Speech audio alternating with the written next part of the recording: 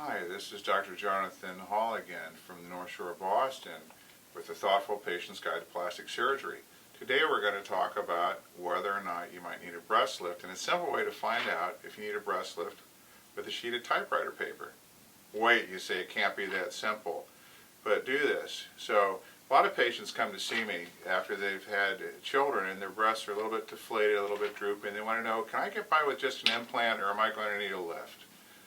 So here's what you can do. So in the office, I'll put a tape measure underneath the breast at the inframammary fold, which is the fold under your breast, and mark a dot, and we'll look at the relationship of the nipple to that fold. So you can just get a piece of typewriter paper and hold it underneath your breast at the bottom edge of your breast fold and look in the mirror. Now if your nipple is a finger breadth above that sheet of paper, then you won't need a lift and an implant is going to fill up your breast and things will look fine. If the nipple is a finger breadth below that piece of paper, then you're probably going to need a lift along with an implant. That's it. That's simple, right? Well, Dr. Hall, we might ask, what if the nipple is at the breast fold?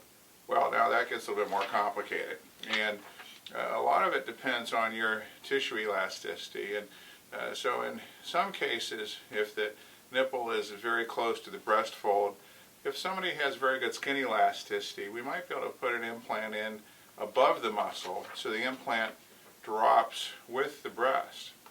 If the nipple is low and you put the implant below the muscle, the breast will drop off of the implant and can look like a rock in a sock. Some people call that the waterfall effect, as the breast drops off of the implant. So if we put the implant above the muscle, it can drop with the breast. But if there's a lot of stretch to the breast, it will start to drop and not look very good soon. We'll measure the distance of the breast fold to the nipple. If it's more than about 9.5 centimeters, then you're probably going to need a lift and have some skin taken out. And if somebody's was a double D cup when they were breastfeeding, or they've lost a lot of weight and the breasts were much bigger before, there's probably not enough skin elasticity to support that breast without some type of a breast lift. So there you go, sheet of paper, nipple finger breadth above, don't need a lift, finger breadth below, need a lift. In between, a little more complicated, and talk about that with your board certified plastic surgeon. So anyway, thanks for listening. This is Dr. Jonathan D. Hall talking to you from the North Shore of Boston. And thanks for listening to A Thoughtful Patient's Guide to Plastic Surgery. Don't forget to like us on Facebook, share us with your friends, and send me any comments and any questions that you'd like us to address in the future. Thanks.